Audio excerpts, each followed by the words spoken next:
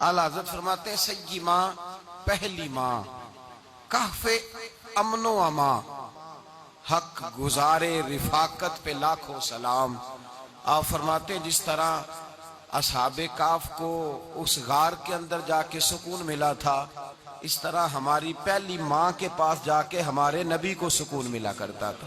قرآن مجید سورہ احزاب کی آیت نمبر 6 میں اللہ کریم نے فرمایا النبی اولیٰ بالمؤمنین من انفسہم، یہ نبی مومنوں کی ان کی جانوں سے بھی زیادہ مالک ہے۔ وازواجہ امہاتہم، اور فرمایا نبی پاک کی ازواج مومنوں کی مائیں ہیں۔ حضرت خدیجہ الکبریٰ رضی اللہ تعالیٰ عنہ پہلی ماں ہیں مومنوں کی۔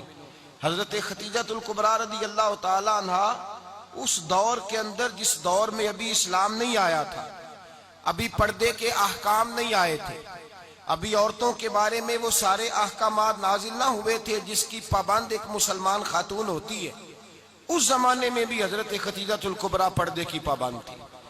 اس دور کے اندر بھی حضرت خدیجہ الکبریٰ سچ بولا کرتی، اس دور کے اندر بھی جناب خدیجہ الکبریٰ کے مزاج میں نفاست تھی۔ بہت بڑے تاجر کی بیٹی تھی، بہت بڑے، اور باپ کے انتقال کے بعد حضرت خدیجہ نے خود تجارت سنبھالی، خود۔ یہ کیسی تاجرہ ہے جو کبھی گھر سے باہر نہیں نکلی، یہ کیسی تاجرہ ہے جنہوں نے کبھی جا کے کسی آدمی کے ساتھ گفتگو نہیں کی، یہ کس قسم کی تجارت پیشہ خاتون ہے جو کبھی مارکیٹ اور بازار نہیں گئیں، لیکن مکے میں جن کا مال سب سے زیادہ بکتا تھا وہ حضرت خدیجہ الکبریٰ ہے۔ وہ کسی شخص کا تعین کرتی، کہتی سرمایہ میں لگاؤں گی، محنت تو کرے گا، اور وہ ڈیل بھی جب ہوتی نا اس شخص کے ساتھ گفتگو ہوتی تو وہ بھی ڈائریکٹ حضرت خدیجہ نہ کرتی، بلکہ آپ کی یہ خادمہ تھی حضرت نفیسہ، بعد میں وہ مسلمان ہوئی، ان کی ذمہ داری ہوتی، وہ خاتون جا کر اس آدمی سے گفت و شنید کرتی۔ حضرت خدیجہ کا مال لے کے لوگ جاتے مکے میں، جب سب لوگوں کا نقصان ہوا نا جس سال، جناب نفیسہ کہتی ہیں جس سال سارے مکے والوں کا مال ڈوب گیا، حضرت خدیجہ کو اس سال بھی اللہ تعالیٰ نے 11 گنا نفع عطا فرمایا، اس سال بھی بڑا نفع دیا، حالانکہ تجارت کے ساتھ نہیں، ابتدا اسلام میں۔ اور پھر عجیب بات یہ ہے کہ 2 دفعہ شادی ہوئی، 2 دفعہ بیوہ ہوئی، 2 دفعہ شادی ہوئی، 2 بیٹے تھے حضرت خدیجہ کے۔ نبی پاک صلی اللہ علیہ وسلم سے قبل آپ کے 2 بیٹے تھے، ہند اور حالہ، دونوں مسلمان ہوئے، دونوں حضور کے صحابی ہوئے۔ 2 شہزادے تھے حضرت خدیجہ کے، 2 دفعہ پہلے شادی ہوئی، دونوں خامد انتقال کر گئے، عرب کے بڑے بڑے، اور حضرت خدیجہ بنو قریش میں سے ہیں، 3-4 نسلیں اوپر جا کر ان کا خاندان نبی پاک صلی اللہ علیہ وسلم کے ساتھ مل جاتا ہے۔ حضرت خدیجہ کا 2 دفعہ نکاح ہوا، آپ بیوہ ہو گئیں، دونوں دفعہ خامد وصال کر گئے۔ بڑے بڑے مکے کے سرداروں نے پیغام نکاح دیا، حضرت خدیجہ خاموش رہی، نکاح نہیں کیا۔ لوگوں نے بڑی وجوہات بیان کی، الگ الگ باتیں لکھی۔ شیخ محقق شاہ عبدالحق محدث دہلوی فرماتے نہیں، اصل بات اور تھی۔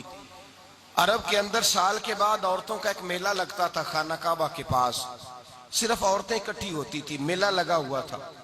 ایک تورات جاننے والا یہودی عالم بھی آیا ہوا تھا، وہ بیبیوں کے مجمع پہ نظر ڈال کے کہنے لگا بیبیوں، مرد کا کام تو کوئی نہیں عورتوں کے مجمع میں بات کرنا، لیکن میں تمہیں ایک پیغام دینے لگا ہوں، اللہ کے آخری رسول جو مکے میں پیدا ہونے والے ہیں ان کے آنے کا وقت قریب آ گیا ہے۔ وہ بی بی بڑی خوش نصیب ہوگی جنہیں ان کی رفاقت ملے گی۔ عورتوں نے جب دیکھا کہ مرد آ گیا عورتوں کے میلے میں تو انہوں نے ڈانٹا جھڑکا، کہا چل اٹھا اپنی کتابیں اور نکل جا۔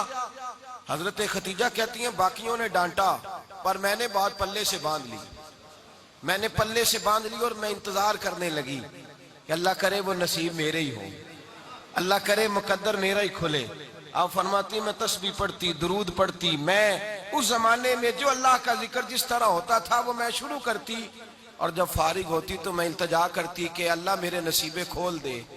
کہتی ہیں آہستہ آہستہ آہستہ آہستہ میں حضور کی تعریف سننے لگی، آہستہ آہستہ تعریف سننے لگی۔ نبی پاک صادق ہیں، امین ہیں، سچے ہیں، دیانتدار ہیں، اس برے اور میلے معاشرے میں بھی وہ سب سے اعلیٰ بھی ہیں اور سب سے اجلے بھی ہیں، وہ سب سے پاکیزہ ہیں۔ میں سننے لگی تعارف، آہستہ آہستہ میں ان کی گرویدہ ہونے لگی۔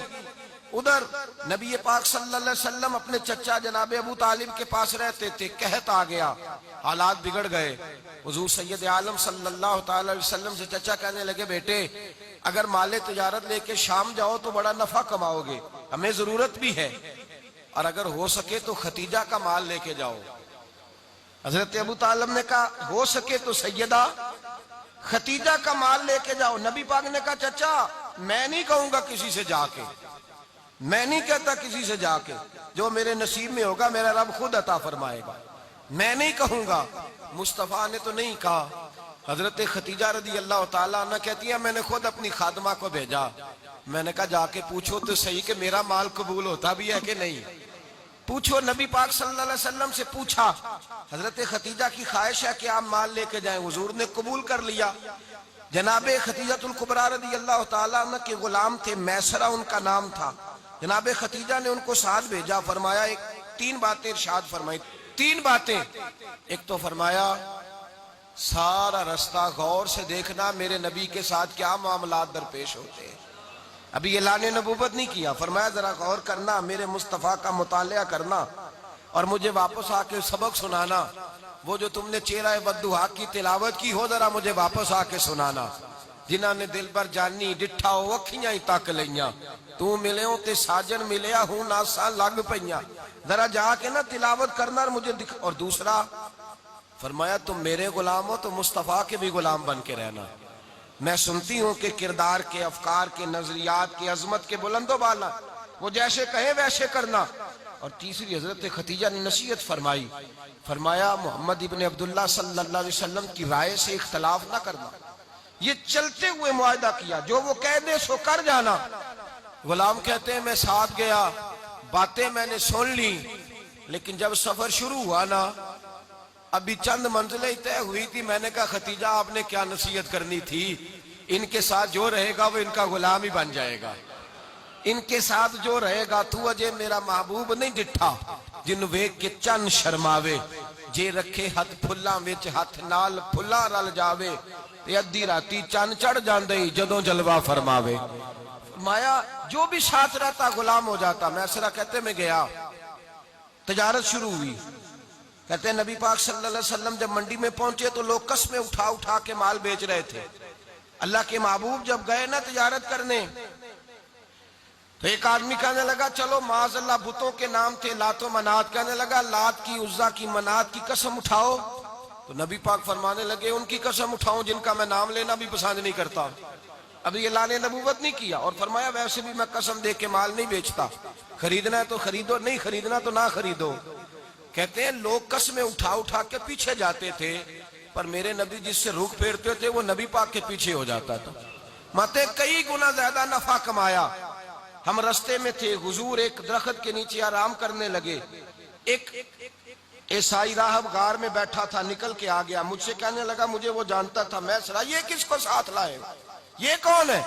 میں نے کہا اہل قریش کے ایک معزز آدمی ہے۔ کہنے لگے یار جس درخت کے نیچے یہ لیٹے ہوئے ہیں یہاں عام آدمی نہیں لیٹ سکتا، یہاں وہی لیٹے گا جو اللہ کا سچا رسول ہوگا، یہاں دوسرا کو لیٹ ہی نہیں سکا، یہ رسول ہے، ان کا خیال رکھنا، خیال رکھنا۔ کاش میں اس وقت تک زندہ رہوں جب یہ نبوت کا اعلان کریں۔ میسرہ کہتے ہیں میں غلام ہو گیا، نبی پاک صلی اللہ علیہ وسلم کی ادائیں مجھے بھانے لگی۔ جب واپسی پہ نکلے تو گرمی بڑی شدید تھی، فرماتے ہیں جب دھوپ تیز ہوتی تو بادل کا سایہ آ کے حضور پہ سایہ کر دیتا، بادل کا ٹکڑا نبی پاک پہ۔ اللہ جانے کہاں بیٹھ کے لوگوں نے کتابیں پڑھی ہیں جو کہتے ہیں 40 سال کے بعد نبی بنے تھے، پتہ نہیں کہاں بیٹھ کے کتابیں پڑھی ہیں۔ ہم نے تو جو سیرت پڑھی ہے وہ بتاتی ہے کہ تیری حیات پاک کا ہر لمحہ پیغمبر لگے، ہر لمحہ پیغمبر لگے۔ یہاں تو وہ لوگ جو کئی سال پہلے 20 اور 25 سال پہلے حضور سید عالم صلی اللہ علیہ وسلم کی رفاقت میں رہے، وہ اعلان کر رہے، لوگ پتہ نہیں کہاں بیٹھ کے کتابیں پڑھتے ہیں، کہاں بیٹھ کے۔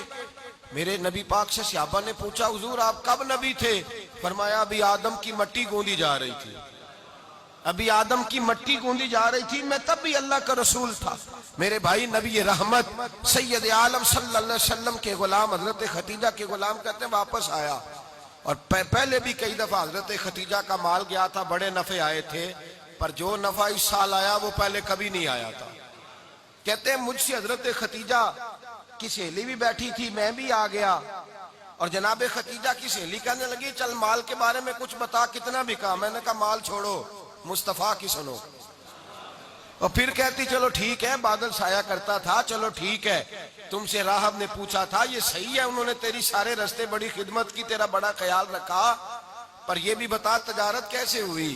تو میں سرا کہنے لگا زندگی میں نے بھی ساری گزار دی ہے، پر اس رسول کے ساتھ 4 دن ہی گزارے ہیں، حد ہو گئی مجھ سے، اور کچھ نہ پوچھو، اور کچھ نہ پوچھو، آ میرے دل آمنہ کے لال کی باتیں کرے، اور کچھ نہ پوچھو، بس ذکر ان کا چھیڑیے ہر بات پر، اور چھیڑنا شیطان کا عادت کیجئے، بس مجھے حضور کے تذکرے بیان کرنے ہیں، ذکر مصطفیٰ کرنا ہے۔ حضرت خدیجہ الکبریٰ بڑی متاثر ہوئی، کہتی ہیں مجھے درجنوں لوگوں نے پیغام نکاح دیا تھا، پر میں نے سنی نہیں تھی، میں نے نفیسہ کے ہاتھ پیغام بھیجا، میں نے کہا میری عمر 40 سال ہے، ان کی 25 سال ہے، اور میرا اعمال اور طرح کا ہے، وہ شہنشاہ ہے، جا کے پوچھو تو صحیح، بھلا میں قبول ہوتی ہوں؟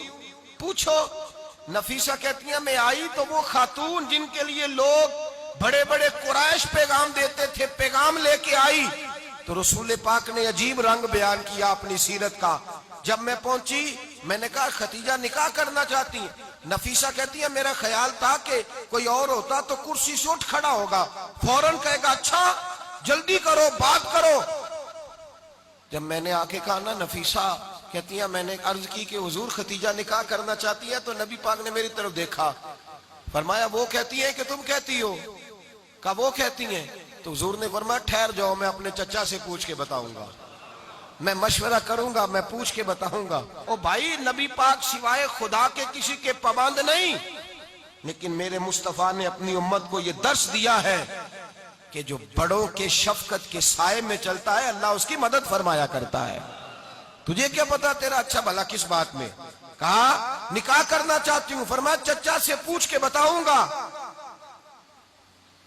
ختیجہ رضی اللہ تعالیٰ عنہ کہتی ہیں انہوں نے پوچھا، جناب ابو طالب کہنے لگے یہ تو خوش قسمتی ہے کہ ہمیں ایسی بہو مل جائے جس کے کردار میں، افکار میں، نظریات میں اتنی نفاست ہو۔ مصطفیٰ کریم کے ساتھ نکاح ہوا، قربان جائیں۔ حضرت خدیجہ الکبریٰ کی شادی ہوئی تو بھائی بڑا مشکل ہوتا ہے، بڑا مشکل ہوتا ہے اپنے آپ کو ڈھالنا، لیکن جناب خدیجہ کی زندگی اٹھا کے دیکھو، میں یہ نہیں کہہ سکتا وہ کروڑ پتی تھی، ارب خرب کی میں بات ہی نہیں کر سکتا، بلکہ سیرت نگار کہتے ہیں کہ مکے میں جس کے پاس سب سے زیادہ حضرت خدیجہ الکبریٰ تھی۔